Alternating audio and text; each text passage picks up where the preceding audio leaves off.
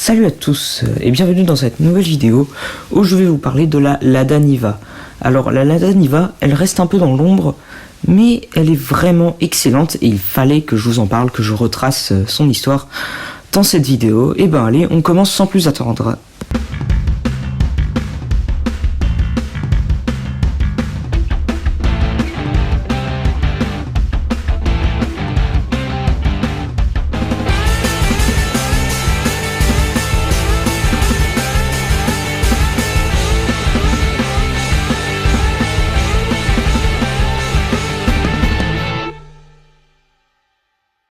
Au début des années 70, la marque Lada en Russie connaît une forte croissance, notamment grâce au VAZ 2101 qu'on a déjà vu dans cette vidéo. Mais les Lada de l'époque étaient surtout conçus pour la ville, il n'y en avait pas pour la campagne. D'où l'apparition du projet Niva, qui prend forme pour la première fois comme une Jeep, c'est-à-dire bâchée et sans portière. Mais le gouvernement russe exige que les véhicules de la campagne possèdent le même confort que ceux des villes. Donc, c'est pour ça qu'ils vont devoir rajouter un toit et des portières. Le Niva est commercialisé en 1977 et il est construit très simplement. Il connaît d'ailleurs rapidement un vif succès.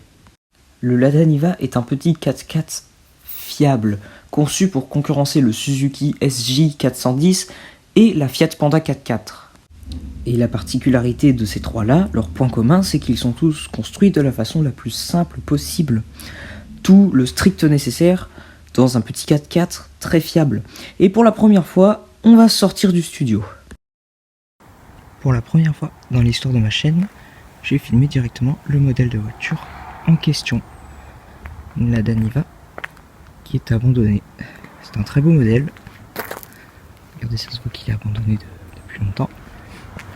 Mais on peut bien voir que la voiture a la carrure d'un petit 4x4 très simple, mais très fiable, avec des éléments, enfin des attributs on ne peut plus simples, l'intérieur et tout.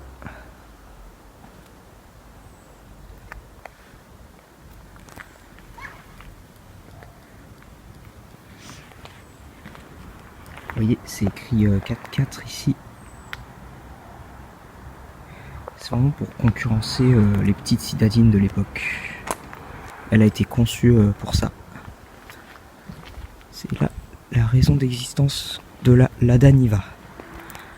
Bon allez, on retourne en studio. Le Niva a été présenté en 1978 au Salon de Paris en France. Et d'ailleurs, le mot Niva signifie champ de blé, ce qui accentue le côté tout-terrain de la voiture qu'on surnommera le Land Rover russe.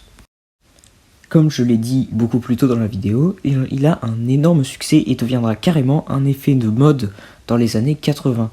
Ce qui fait que ça va donner naissance à énormément de séries limitées du Lada Niva et à des modèles dérivés comme le Lada Niva Cabriolet ou Pick-up par exemple. En plus de son extrême fiabilité, le Lada Niva est également très abordable. C'est pour ça que, en plus de séduire les Russes, il séduit les Français et le reste du monde.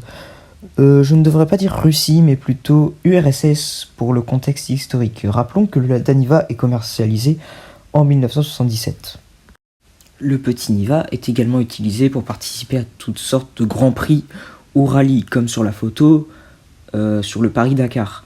Mais il y a aussi des écoles de tout terrain qui vont carrément utiliser le Lada Niva comme véhicule principal. Ah, et j'ai oublié de préciser que la puissance du Lada Niva était de 120 chevaux au début des années 80.